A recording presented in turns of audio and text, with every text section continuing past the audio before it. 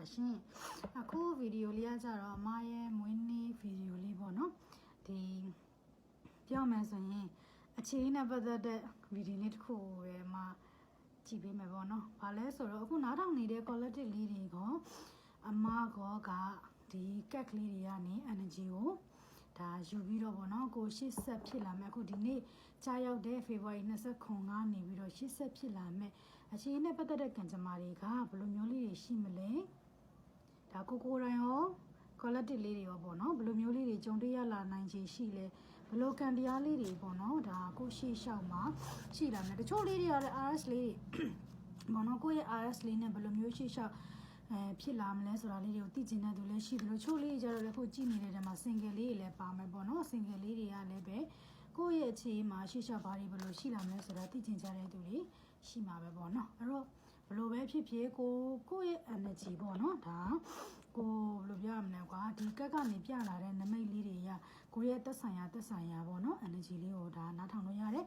RS လေးတွေလည်း RS လေးတွေနဲ့ပတ်သက်တဲ့အမပြောပြပေးမယ့် energy ကိုနားထောင်လို့ single လေးတွေလည်း single လေးတွေနဲ့ပတ်သက်တဲ့ energy လေးတွေကိုဒါနားထောင်ပြီးတော့ကိုယ့်ရဲ့ရှေ့လျှောက်ကံကြမ္မာကပေါ့နော်ဒါဘယ်လိုမျိုးတွေဖြစ်လာနိုင်လဲဆိုတာလေးတွေကိုဒါကြည့်ကြရအောင်နော်အဲ့တော့ဒီဗီဒီယိုပြောမယ်ဆိုတော့ collective လေးကိုအမကိုပေါ့နော်သက်ဆိုင်ပါတယ်ဒါမွေးနေ့လေးလည်းဖြစ်တဲ့အတွက်ကြောင့်လေဟိုပေါ့နော် special အနေနဲ့ကြည့်ပေးတာပါ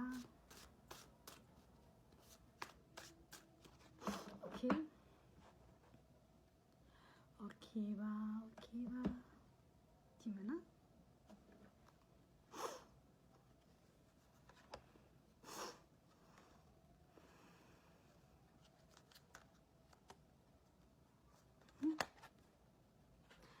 စလာတဲ့ကသဘောတဲ့မနော်သဘောကက်ကလေးကွာဒီမှာဆိုရင်အမဘာလေးကိုမြင်လိုက်ရလဲဆိုတော့ဒီမှာပေါ့နော်ဒါမျိုးသားမျိုးသမီးပြီးတော့အလဲမှာကလေးလေးဆိုတော့ဒါဘာပဲဖြစ်ဖြစ်မိသားစုဘဝလေးပေါ့နော်ပြောမယ်ဆိုတော့မိသားစုဘဝလေးတစ်ခုကိုမြင်လိုက်ရတယ်ဆိုတော့လေပြီးတော့သဘောဆိုတဲ့ပြည့်စုံခြင်းနော်ပျော်ရွှင်ရခြင်းနေနော်ဒါပြည့်စုံတဲ့အာနိသင်နေအာနိသင်တော့ဖြစ်ကုန်ပြီ sorry energy ပေါ့နော် sorry ပါကွာဆေးရလဲကုတဲ့အခါမှာဆေးနဲ့ဖက်သက်တဲ့အာနိသင်ဆိုပြီးတော့ပြောနေရတာတွေလည်းရှိတော့လေအာနိသင်နဲ့ energy နဲ့ရော့သွားတယ်အဲ့တော့ပေါ့နော်သူတို့နှစ်ယောက်ရဲ့ချိတ်ဆက်မှုပေါ့နော်ဒီမှာဒီမျိုးသမီးနဲ့ဒီမျိုးသားရဲ့ချိတ်ဆက်မှုက perfect ဖြစ်သွားတဲ့အချိန်မှာပြည့်စုံသွားတဲ့အချိန်မှာဒီကလေးလေးကသူတို့နှစ်ယောက်ရဲ့ပေါ့နော်ဒါလုံးဝကိုပြည့်စုံခြင်းပျော်ရွှင်ခြင်းတွေကပေါ့နော်ဒီကလေးလေးနဲ့ဒီကလေးလေးကပေါ့နော်သူတို့ရဲ့ပြည့်စုံခြင်းပျော်ရွှင်ခြင်းတွေရဲ့ရလဒ်လေးတစ်ခုလို့တော့ပြောချင်တယ်ပေါ့နော်ဒီလိုမျိုးကိုယ့်ရဲ့အခြေရေးကလည်းရှေ့လျှောက်ကတော့ပြည့်စုံခြင်းတွေတကယ်ပျော်ရွှင်ရခြင်းတွေကောင်းမွန်ခြင်းတွေနဲ့ရှိလာလိမ့်မယ်အဲ့တော့ဒီ energy လေးကိုအမကိုယ်တိုင်လည်း strongly claim ပါတယ်ပြောမှဆိုရင်တော့အခုဒီနားထောင်နေတဲ့သူလေးတွေ RS လေးတွေဆိုရင်လည်း RS လေးတွေရဲ့ဘဝမှာသူနဲ့ရှေ့လျှောက်ပေါ့နော်ကောင်းမွန်စွာလက်တွဲနိုင်ပြီးတော့တကယ်ကိုပြည့်စုံတဲ့မိသားစုဘဝလေးပေါ့နော်ဒါထူထောင်နိုင်လိမ့်မယ်ဆိုတဲ့နမိတ်လေးတွေကိုမြင်ရတယ် single လေးတွေဆိုရင်လည်းရှေ့လျှောက်ပေါ့နော်ကိုယ့်ဘဝမှာဒီလိုမျိုးအခြေအမျိုးကိုဒါခြေခံကြမှာကိုကြုံလာရလိမ့်မယ် single လေးတွေဆိုတာကအမျိုးမျိုးရှိမယ်ကွာတချို့ဆိုရင်လည်း divorce ကနေပြီးတော့မှပြန်ပြီးတော့ပေါ့နော်ဒါ single ဖြစ်သွားတဲ့လူတွေဆိုရင်လည်းဒီလိုမျိုးကံကြမ္မာနမိတ်လေးတွေရှေ့လျှောက်ပေါ့နော်ဒါရှိလာနိုင်တယ်ပေါ့ကွယ်သိတယ်မလားယူကြလည်းလက်ရှိမှာလုံးဝ single ပဲဖြစ်နေသေးတဲ့လူတွေဆိုရင်လည်း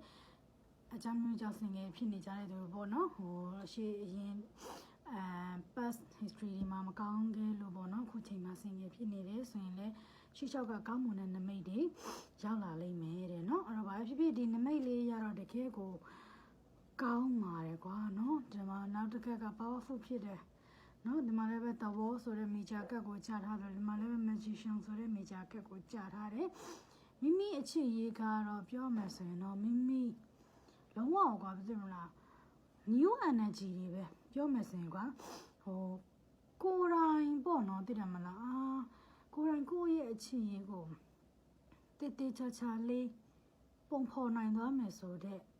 energy မျိုးပေါ့နော်ကိုဖြစ်ချင်းသလိုကိုလိုချင်သလိုပုံဖော်နိုင်လာလိမ့်မယ်ဆိုတဲ့ energy မျိုးဒီလို energy တွေကိုတွေ့နေရတယ်powerful ဖြစ်တယ်ပေါ့ကွယ်ပြောရမယ်ဆိုရင်တော့နော် powerful ဖြစ်တဲ့ energy တွေကိုလည်းပဲတွေ့ရတယ်အဲ့တော့ကိုဘဝမှာအရင်တိတ်ကဘာတွေပဲဖြစ်ခဲ့ရှေ့လျှောက်နော်ရှေ့လျှောက်ပြောမယ်ဆိုရင်ဒီ energy ကအမကလည်းယူမှာဖြစ်တဲ့ကြောင့်ရှေ့လျှောက်တကယ်ပေါ့နော်ကိုဖြစ်ချင်တဲ့ပုံစံတိုင်းနေဖြစ်လာမယ်ဆိုတဲ့နမိတ်တွေကတော့ရှိနေတယ်ပေါ့နော်အဲ့တော့ဗာဖြစ်ပြောချင်တာကဒါကတော့ single လေးနဲ့ပို့ပြီးတော့သက်ဆိုင်သွားမယ်ပေါ့နော်ဒီကနမိတ်လေးကတော့ IS လေးဆိုရင်လည်းဘယ်လိုသက်ဆိုင်မလဲဆိုရင်တော့ကောက်ပါတယ်ဘယ်လိုပြောရမလဲကွာဟိုသူနဲ့ကိုနဲ့2ယောက်ကပေါ့နော်ဒါလုံးဝကိုလိုချင်တဲ့အရာတိုင်းပေါ့နော်ကိုလိုချင်ဖြစ်ချင်တဲ့ပုံစံတိုင်းနေဖန်တီးသွားနိုင်မယ်ဆိုတဲ့နမိတ်ပုံလေးတွေပေါ့နော်အဲ့လိုမျိုးလေးတွေတော့မှတော့ခံစားနေရတယ်ပေါ့နော်အဲ့တော့နောက်တစ်ခါကဘာတွေပြောမလဲဘာတွေဖြစ်လာမလဲတက်ပြီးတော့ကြည့်မယ်နော်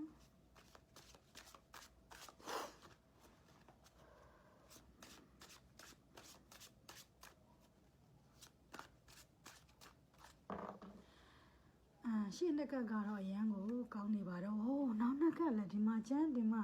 ဒဆန်ဘာလို့ major ကတ်တွေကြာနေရတော့မသိဘူးတကယ်ကောင်းမဲ့နမိတ်တွေမှာတော့ရှိနေတာတော့ခံစားနေရတယ်ဒီကက်ကလေးကလေအမမရပေါ့နော်ဒီ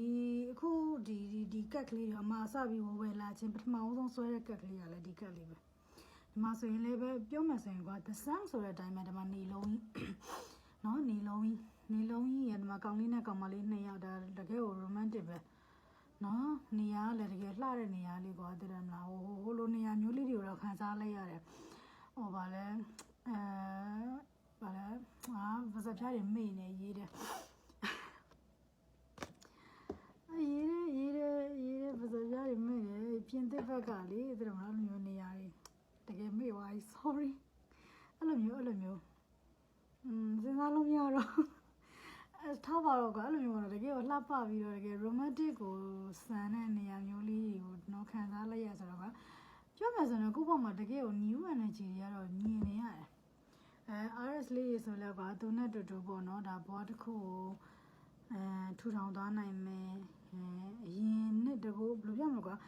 ကိုယ့်ရဲ့အတိတ်မှာဖြစ်ပျက်ခဲ့တဲ့အရာတွေနဲ့လုံးဝမတူတဲ့ပေါ့နော်လှပတဲ့မေးရတယ်အဲ့ဒါတွေကိုပုံဖော်သွားနိုင်မယ်ဆိုတဲ့နမိတ်လေးပေါ့နော်ဘာဖြစ်ကောင်းနေ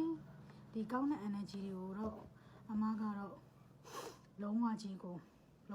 တာကွာ totally ပေါ့ကွာသိတာclaim လုပ်ပါတယ်လို့နော်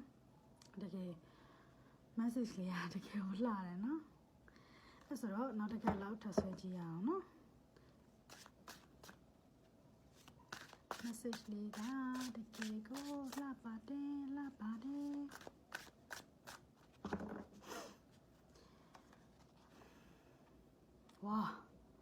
ဝါလို့ပဲပြောလိုက်တယ်မတကယ်ကိုလှပါတယ်နော် Two Rock Caps အချစ်ရေးအတွက်ကိုကောင်းတဲ့နမိတ်တွေပဲကြာနေတာပေါ့နော်တကယ်ကိုလှတယ် Two Rock Caps ဆိုတော့ဒီမှာကောင်လေးနဲ့ကောင်မလေးနဲ့2ယောက်ကချီနိုတီတိုးရင်းနဲ့ဒီမှာနော်ဒါဟိုဘာတွေတောင်းနေကြလဲတော့မသိဘူးပေါ့နော်တခုတော့ဘာဖြစ်ပျော်ရွှင်စရာနမိတ်လေးတွေပေါ့ကွာသိလားနော်အဲ့လိုမျိုးလေးတွေကိုဒီမှာမြင်နေရတယ်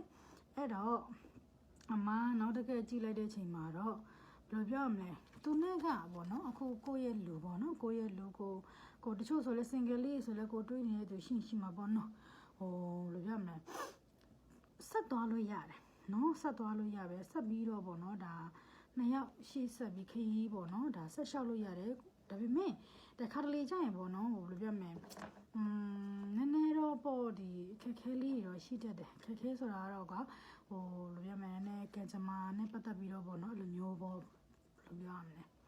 နည်းပင်မမှာမျိုးလေးတွေစသဖြင့်ဒါပေမဲ့ဒီလိုပင်မရတယ်ဆိုရင်မဲ့လေသူဒါတူတူရှိနေမယ်သူဒါ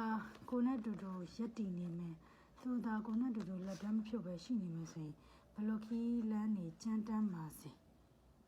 ရှောင်းလန်းနိုင်မှာပါနှစ်ယောက်လုံးကရှောင်းလန်းရတဲ့တက်တီလည်းရှိနေမှာပါเนาะအဲ့တော့အမဒီမှာကက်ကလေးတွေ9ကက်เนาะ9ကက်ကြည့်ထားပြီးတယ်ဒီ9ကက်ကနေ energy လေးတွေကအရန်ကိုလှတာဖြစ်တဲ့အတွက်ကြောင့်ပေါ့เนาะ energy လေး claim လုပ်နိုင်ပါတယ်เนาะကိုယ်တိုင်လည်း claim လုပ်ပါတယ်အခုကြည့်နေတဲ့သူလေးတွေလည်း claim လုပ်ပြီးတော့ကိုယ့်ရဲ့အခြေရည်တွေကံကောင်းခြင်းတွေဖြစ်လာပါစေလို့ဆုတောင်းပေးပါရနော်။နောက်ဒီကက်ကလေးကိုလည်း strongly claim ပါတယ်။ဒီကက်ကလေးကိုလည်း strongly claim ပါတယ်။ဒီကက်ကလေးကတော့အရန်ကိုချစ်ဖို့ကောင်းတယ် strongly claim ပါတယ်။အကုန်လုံးပါပဲဒါတွေလည်း claim လုပ်ပါတယ်။ဟုတ်ပျော်ရွှင်စရာမွေးနေ့လေးမှာပျော်ရွှင်စရာ energy လေးတွေကိုရရှိလိုက်တဲ့အတွက်ကြောင့်ကိုယ်တိုင်လည်းပျော်ရတယ် collective လေးတွေလည်းပေါ့နော်ဒီ reading လေးကိုနားထောင်ပြီးတော့ကိုယ့်ရဲ့ရှေ့လျှောက်ကံကြမ္မာလေးနဲ့ပတ်သက်ပြီးတော့ပေါ့နော်ဒီလိုမျိုးလေးတွေသိခွင့်ရတဲ့အတွက်ကျင်းနှံမယ်လို့မျှော်လင့်မိပါတယ်ဒါကြောင့်မို့အကယ်၍ဒီလို reading လေးတွေကိုပေါ့နော်ဒါသဘောကျတဲ့နှစ်သက်တဲ့ဆိုရင်like and share လေးနဲ့မှန်ပေးပါ